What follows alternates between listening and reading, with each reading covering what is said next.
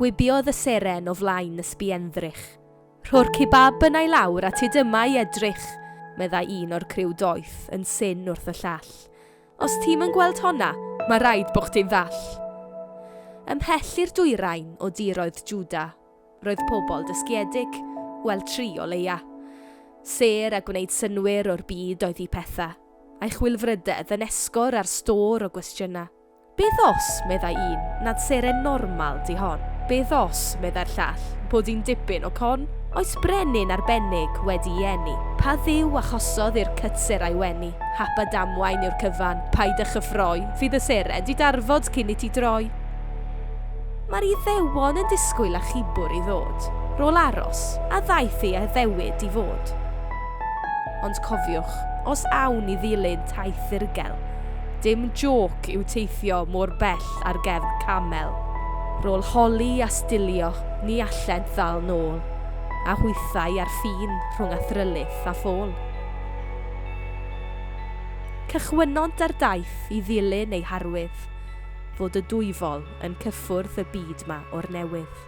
Os yw Duw'n dod i'r byd, rwyf am iddo'n chofio, rhof air pyr i'r brenin, rwy'n sicr o'i blesio.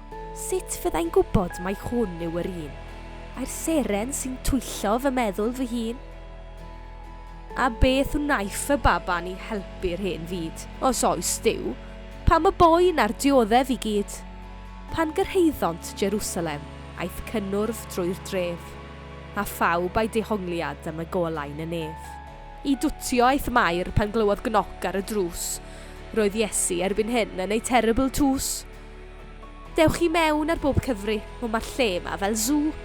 Roedd hi'n lanach na stabal for mil ar fy llw, ac yna fe'i gwelsant, wyneb yn wyneb, a gweld mewn bod dynol wedd tragwyddoldeb.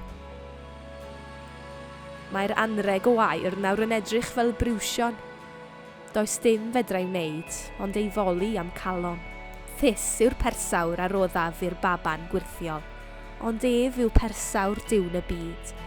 Mae yma gyda'i bobl, a myr yw'n rhodd, yr olew drud sy'n chwerw iawn i'w flasu, os dod a wnest yn was i'r byd, byw I farw fyddi.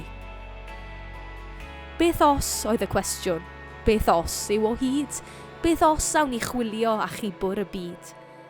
Beth os ceid I arwydd I fynd ar daith ffydd I weld a darganfod y pethau sy'n gydd?